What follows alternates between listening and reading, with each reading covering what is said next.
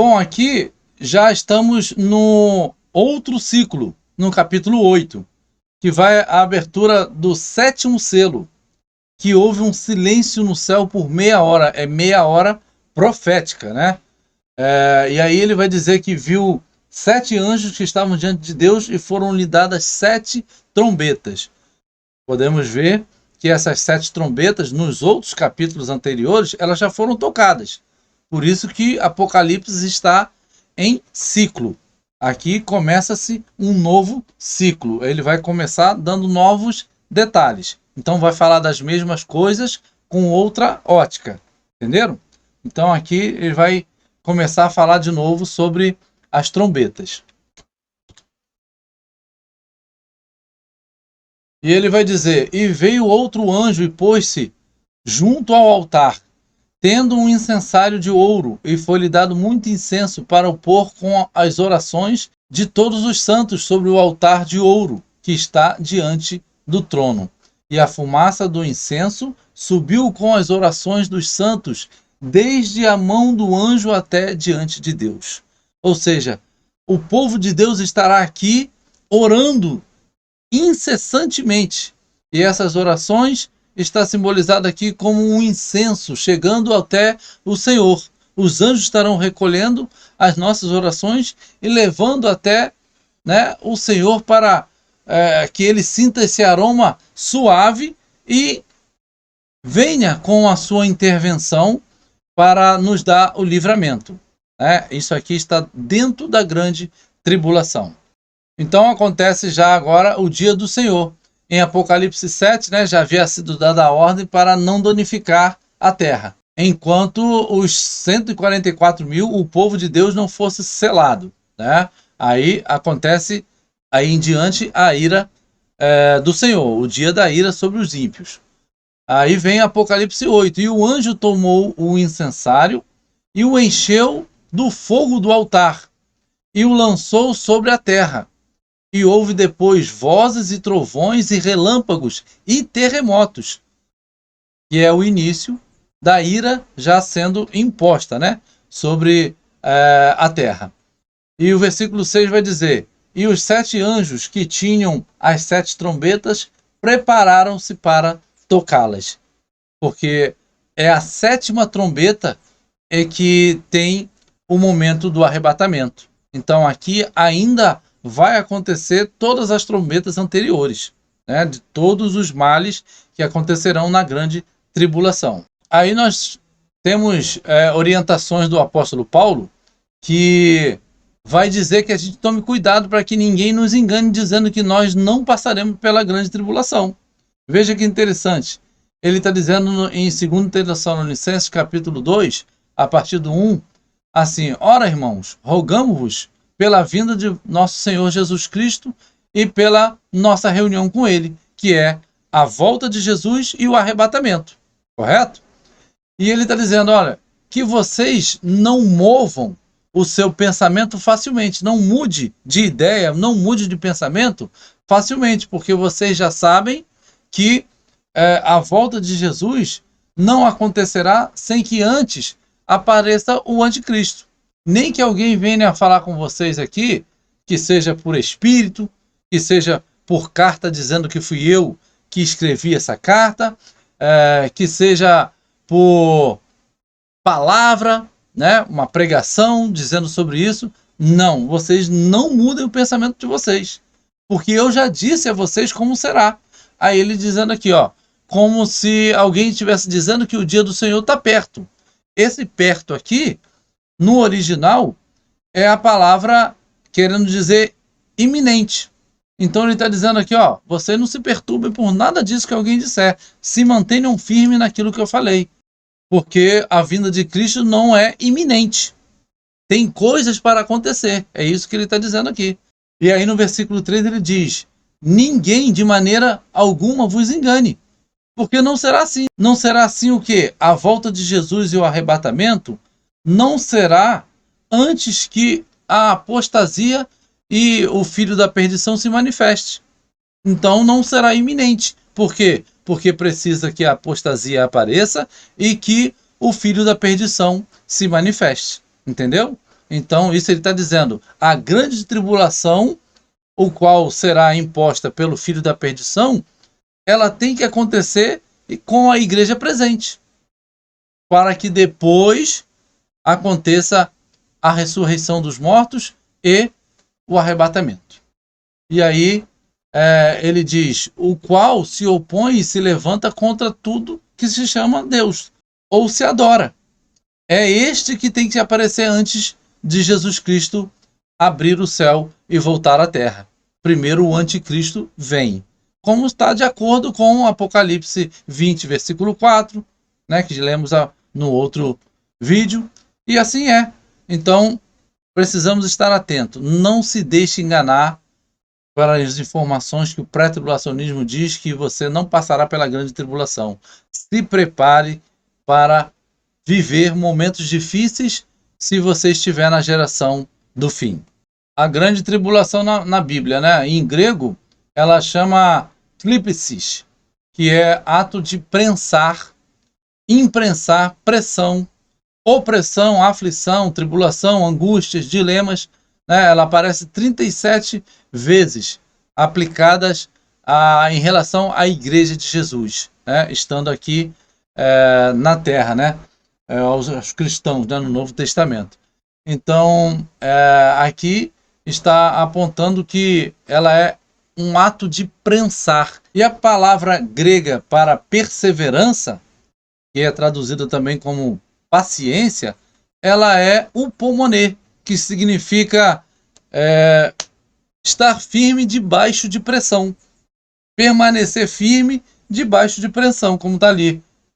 Ato de prensar ou pressão, que é a paciência dos santos, a perseverança dos santos. Então, está apontando para a igreja aqui neste momento. Aqui, vários textos que eu vou deixar para você depois tirar com calma aí um print, para você estudar com calma, para não ter que citar esses textos todos aí um a um.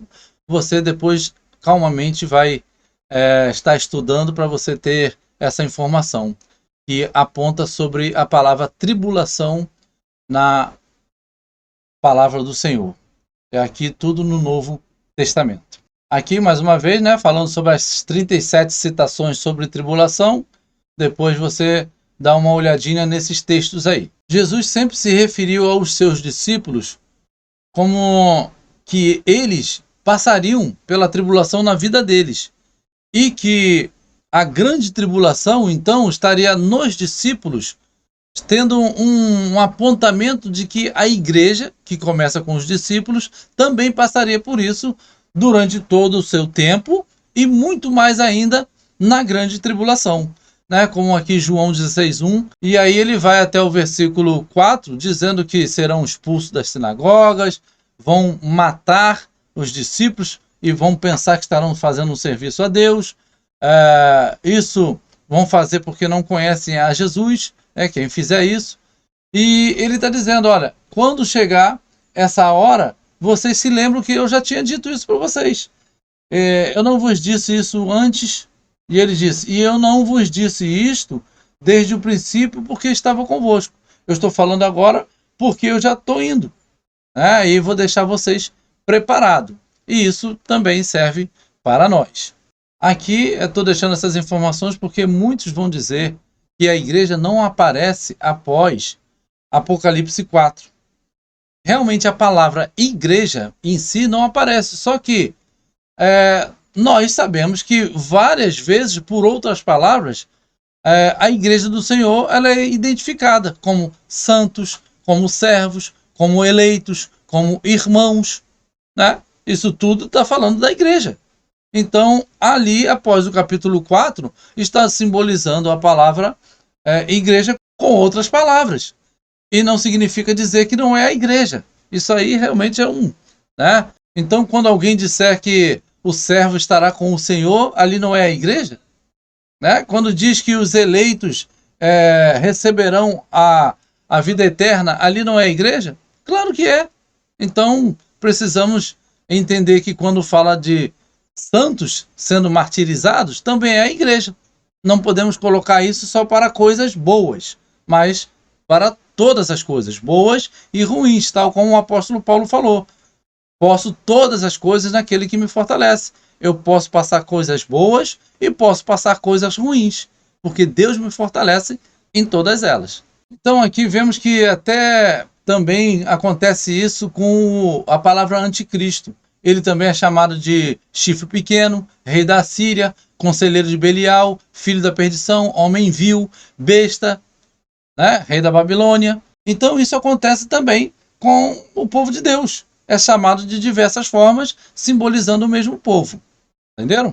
Veja aqui que em Apocalipse 12, versículo 10, vai falar a palavra como igreja, irmãos.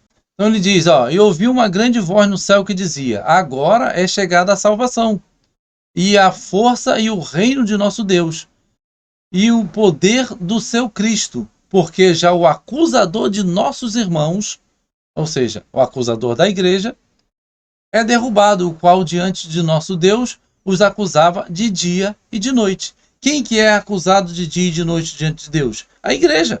É chamada aqui de irmãos. Apocalipse 8:4. E a fumaça do incenso subiu com as orações dos santos. Aqui já chama os santos. Estes santos também é a própria igreja que está orando. Capítulo 6, versículo 6. Ouvi uma voz no meio dos 4 animais que dizia, uma metade de trigo por 1 dinheiro, e 3 medidas de cevada por 1 dinheiro, e não danifiqueis o azeite e o vinho. Azeite e vinho, vinho na comunhão, azeite, o espírito, né? Está ali o óleo da unção, simbolizando a igreja do Senhor. Agora aqui Apocalipse 7 vai falar daquele versículo que falamos anteriormente, né? Que é aquela grande multidão que o ancião faz a pergunta, quem são esses? Esses são os que estão vindo da grande tribulação. É o povo de Deus, a igreja do Senhor. Por que a igreja terá que passar pela grande tribulação? Qual a razão disso? João 15, do 18 ao 20, nos dá uma informação interessante. Ele diz, se o mundo vos odeia, sabei que primeiro do que a vós me odiou a mim. É o próprio Jesus falando. Se vós fosseis do mundo, o mundo amaria o que era seu. Mas, porque não sois do mundo, antes eu vos escolhi do mundo, por isso é que o mundo vos odeia. Lembrai-vos da palavra que vos disse, não é o servo maior do que o seu senhor. Se a mim me perseguiram, também vos perseguirão a vós. Se guardaram a minha palavra, também guardarão a vossa. Então, se nós somos o corpo de Cristo e a cabeça, que é o Cristo, passou por perseguição, o corpo também vai passar, porque é um só. Versículo 29 de Filipenses 1. Porque a vós vos foi concedido, em relação a Cristo, não somente crer nele, como também morrer por ele. Veja aqui que a palavra é concedido. O apóstolo Paulo está usando essa terminação como uma honra, né, em relação a morrer por Cristo. Ele está colocando isso como uma honra. E isso é uma frase para a igreja, né? Ele falou para os filipenses. Aqui Paulo escreve ao Timóteo, né, o pastor Timóteo, ele diz, e também todos os que piamente querem viver em Cristo padecerão perseguições. A palavra de Deus está lastrada dessa informação, né? 2 Timóteo 3:12. Passar por tribulação é uma ordenança divina, não é uma opção. 1 Tessalonicenses 3:3 diz, para que ninguém se comova por essas tribulações, porque vós mesmos sabeis que para isto fomos ordenados. É uma ordem, passar por grande tribulação. Existe essa determinação do Senhor, porque tal como ele sofreu, também nós sofreremos. Ovelhas para o matadouro. Quem nos separará do amor de Cristo? A tribulação, a angústia, perseguição, fome, nudez, perigo ou a espada? Como está escrito, por amor de ti, somos entregues à morte todo dia. Somos reputados como ovelhas para o matadouro. Romanos 8, 35 e 36. Veja que o povo de Deus está apontado para isto, né? Aqui, Mateus 24, 9 e 10. vão dizer que seremos odiados por causa do nome do Senhor Jesus Cristo. Então vamos terminar aqui mais essa parte e continuaremos no próximo vídeo.